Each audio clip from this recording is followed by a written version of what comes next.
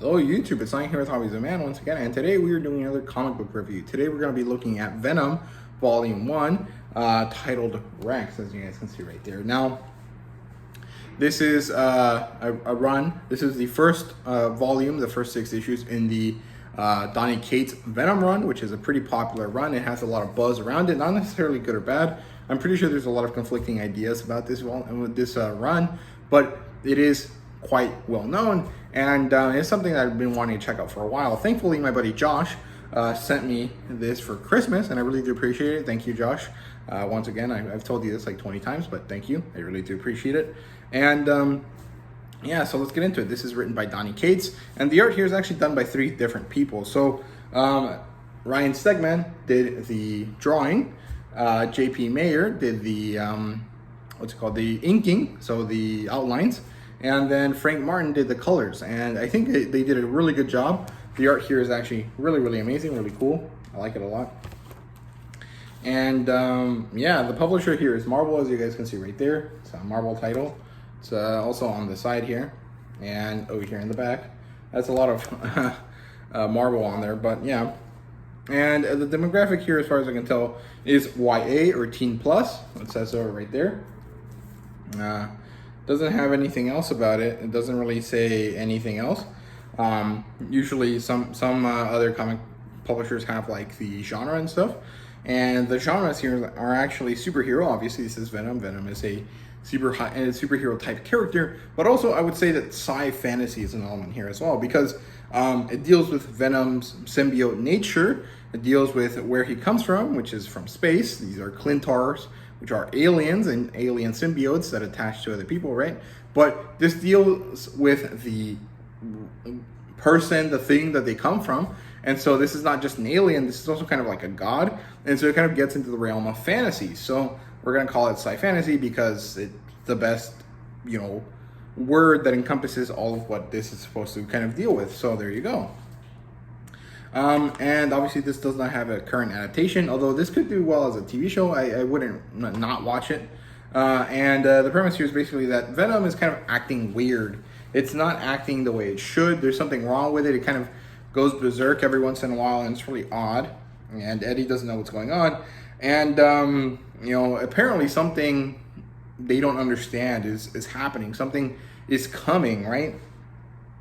And, the Venom lore kind of explores, the symbiote lore kind of explodes because they get embroiled in this kind of like heralding of the god of darkness or something like that. It's very interesting. I think it's really cool, but it's not really easy to kind of quickly summarize and give you a premise for. So that was my best attempt. It's not really good, but let's move on. So the plot line here is actually pretty darn interesting. The inner turmoil of Eddie and Venom is really interesting because it kind of clashes very nicely with this, secret symbiote lore that is, being given to us throughout this volume. And of course, with this kind of eldritch horror god thing that kind of comes out of nowhere and is kind of where Venom comes from. And it's really good. I think it all matches really nicely because Eddie and Venom's inner conflict is directly attached to the eldritch horror god, who of course is an external conflict that is actually quite similar to their internal conflict in kind of how he works. And so there's this kind of interesting solve the internal to solve the external kind of idea here that I thought was really cool.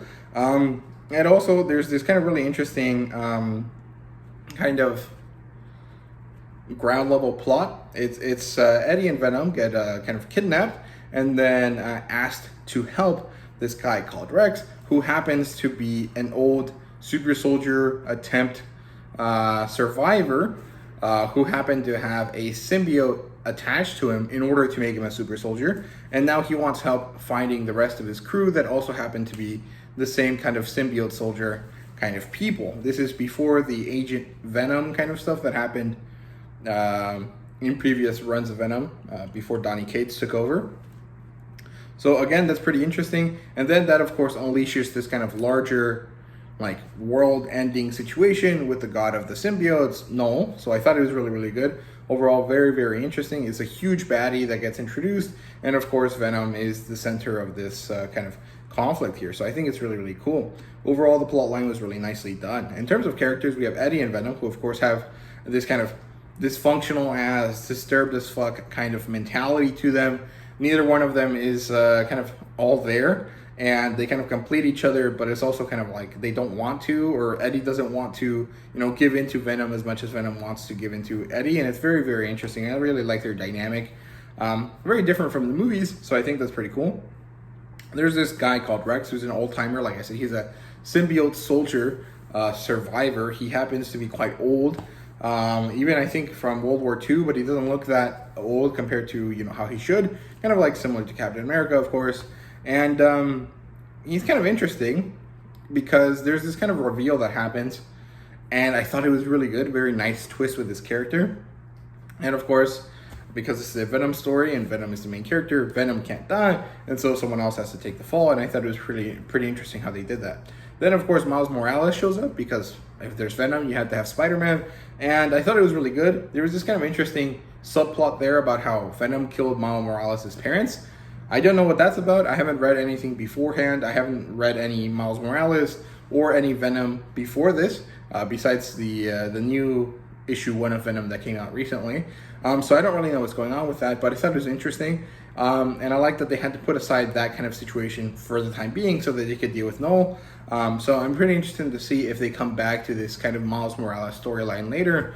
But if not, that's fine. It doesn't really make too much of a difference. And then, of course, there's Null, this eldritch, primordial god of darkness / the universe / space, which I thought was pretty interesting. I don't know how he kind of measures against other, you know, celestial type characters. I know there's like an actual god in the Marvel universe. I think it's called the One Above All.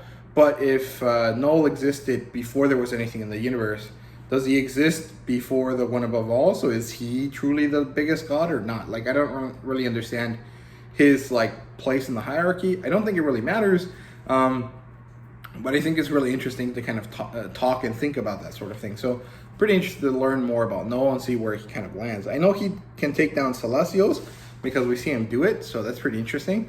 And yeah, overall, cool characters here. In terms of world building, there's a lot of development of the Clintar, which is the symbiotes. We get to learn that Clintar is not the race, but rather the purpose of this symbiotes, because they are a cage, and that's what Clintar means. And their planet is actually just a ball of symbiotes that are trying to contain this thing inside them. Very, very cool. There's also this kind of interesting mix and match with human history. We get to see these like Norsemen, these Vikings holding back a door from opening. And then we get to see that there's this like symbiote dragon, which I thought was badass.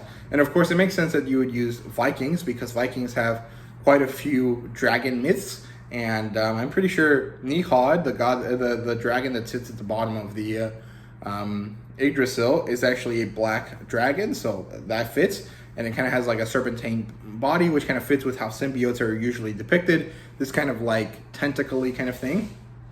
So I think that was really good. Really interesting mix and match there. And it also kind of ties back into a Thor storyline, but I don't know anything about that storyline, so I'm not too sure. But I thought it was really, really good how they tied all of that in.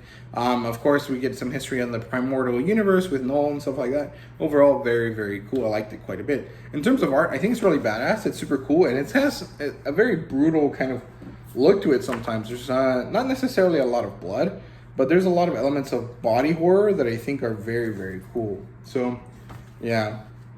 And because Null is like a symbiote, he can kind of like warp and change, even if he has like a specific body. So I thought that was pretty cool.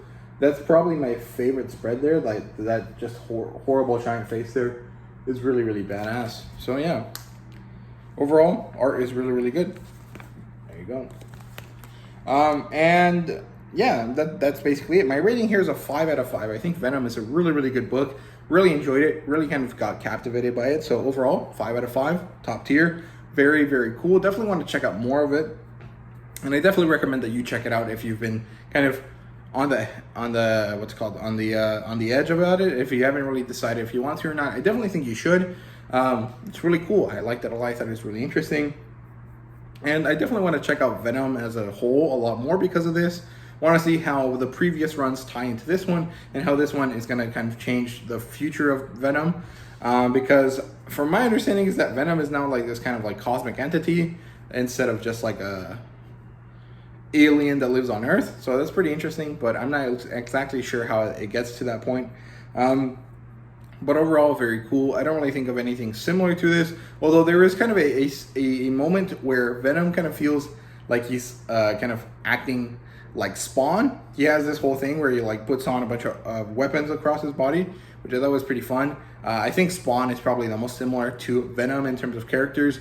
So if you're interested in Venom, you probably will like Spawn, or if you like Spawn, you probably like this run of Venom. So there you go, check that out. Yeah, I think that's it. That's all I have to say. So I hope you guys enjoyed, and if you did, please leave a like, subscribe, and comment down below. Let me know what you thought. And yeah, thank you guys very much for watching. See you guys later.